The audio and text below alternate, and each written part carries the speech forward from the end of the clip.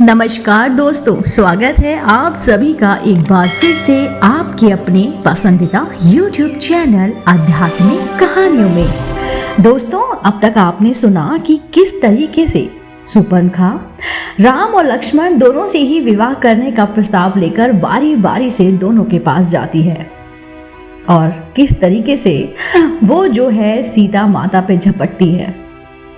उसके बाद क्या होता है, लक्ष्मण जी क्रोध में आकर शूर्पणखा के नाक और कान ही काट डालते हैं, जिसके बाद वो रोते रोते अपने भाई खरदूषण के पास चली जाती है।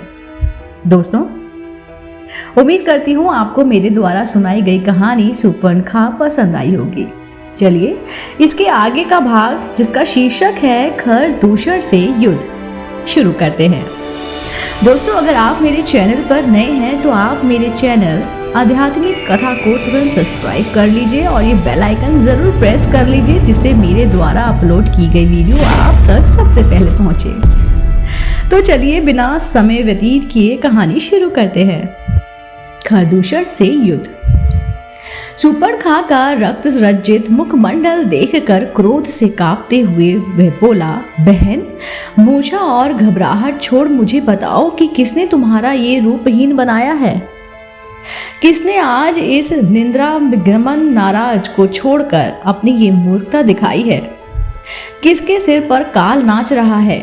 मुझे शीघ्र उसका नाम बताओ। उस अपराधी को मेरे क्रोध से देवता, गंधर्व, पिशाच और राक्षस कोई भी नहीं बचा सकता। खर के मुख से निकलने वाले इन वचनों को सुनकर शूर्पणखा का कुछ धैर्य बंधा।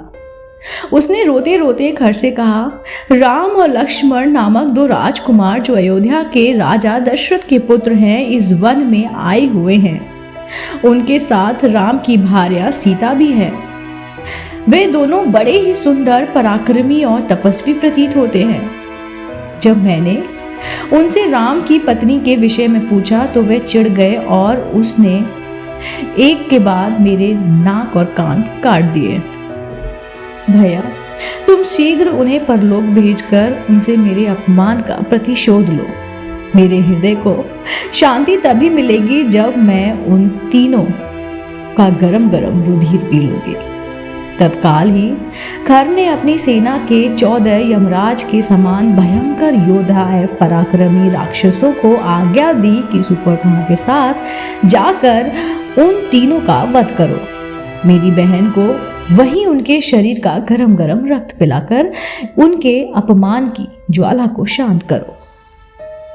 खर की आज्ञा पाते ही वे राक्षस भयंकर अस्त्र शस्त्रों से सुसज्जित होकर राम, लक्ष्मण तथा सीता का वध करने के लिए शूर्पणखा के साथ चल पड़े। शूर्पणखा के साथ इस राक्षस दल को देखकर राम लक्ष्मण से बोले, लक्ष्मण, तुम सीता के पास खड़े होकर उनकी रक्षा करो। मैं अभी इन राक्षसों को मारकर यमलोक भेज देता हूं। इसके पश्चात राम धनुष का प्रत्यंचा चढ़ाकर वाण संभाल कर उन राक्षसों से बोले, दुष्टों, हम लोग तपस्वी धर्म का पालन कर रहे हैं और तुम किसी निर्दोष पर कभी वार नहीं करते। तुम सब पापात्मा तथा ऋषियों का अपराध करने वाले हो। उन ऋषि मुनि की आज्ञा से ही मैं धनुष बाण लेकर तुम लोगों का वध करने आया हूं। तुम्हें यदि युद्ध से संतोष प्राप्त होता है तो यहाँ ही खड़े रहो और अन्यथा लौट जाओ।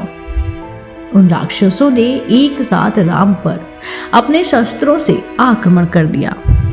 प्रत्युत्तर में राम ने एक साथ 14 वार छोड़े, जिन्होंने उनकी छातियों में घुसकर उनके प्राणों का हरण कर लिया। वे भूमि पर गिर पड़े, तड़पने लगे और मृत्यु को प्राप्त हुए। तभी जब वो मृत्यु को प्राप्त हो गए, तब शूर्पणखा वहीं पर खड़ी थी। सभी राक्षसों के इस प्रकार मर जाने पर शूर्पणखा रोती बिकलती खर के पास जाकर बोली, उन सब राक्षसों को अकेले राम ने ही वध कर डाला। वे सब मिलकर भी उनका कुछ ना कर सके। मुझे तो प्रतीत होता है कि कहीं तुम महासमर में सबल होने के बाद भी राम के सामने युद्ध में नहीं ठहर सकोगे। यदि तुम स्वयं को शूरवीर कहते हो और समझते हो तो तुम अपनी संपूर्ण शक्ति लगाकर उनसे युद्ध करो।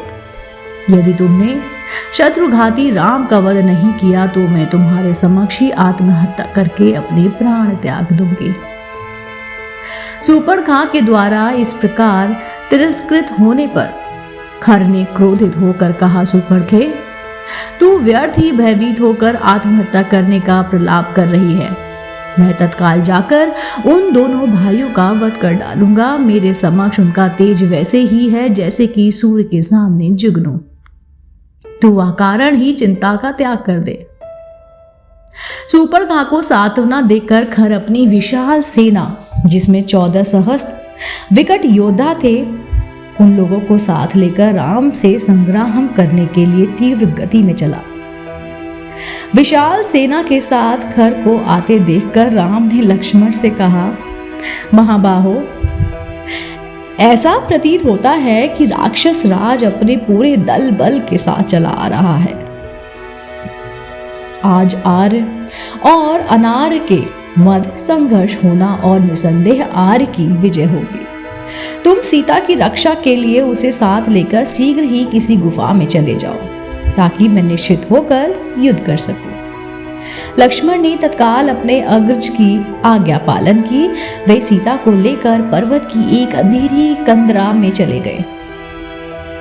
अभेद कवच धारण करके राम युद्ध के लिए तैयार हो गए।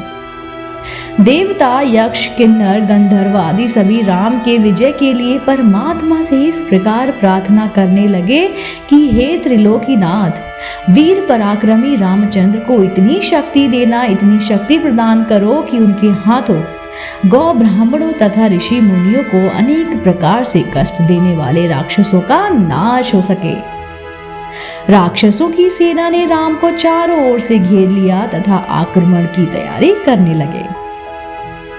राम ने विभीषण विनाश करने वाली अग्निबाण छोड़ी, जिससे राक्षस हाहाकार करने लगे। राम परस्पर के साथ राक्षसों के द्वारा छोड़े गए बाणों को अपने बाणों से आकाश में ही काटने लगे।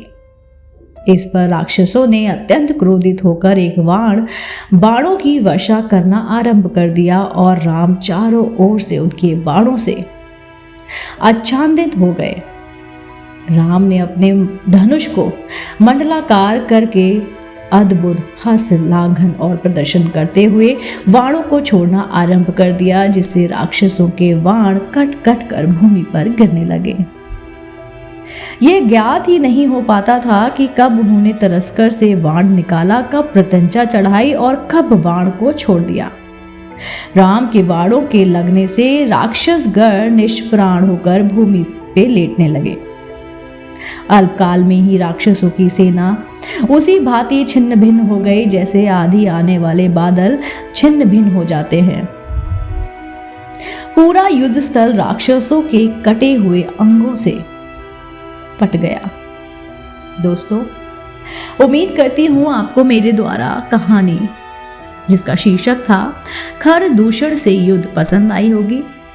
दोस्तों, अगर आप ऐसे ही धार्मिक और पौराणिक कहानी कथाएं सुनना पसंद करते हैं तो आप मेरे चैनल आध्यात्मिक कहानी को तुरंत लाइक कर लीजिए, शेयर कर लीजिए और सब्सक्राइब करना बिल्कुल ना भूलिए। इसका अगला भाग, जिसका शीर्षक होगा खर दूषण का वध, जल्दी ही इसी चैनल द्वारा मैं आप तक पहुंचाऊंगी।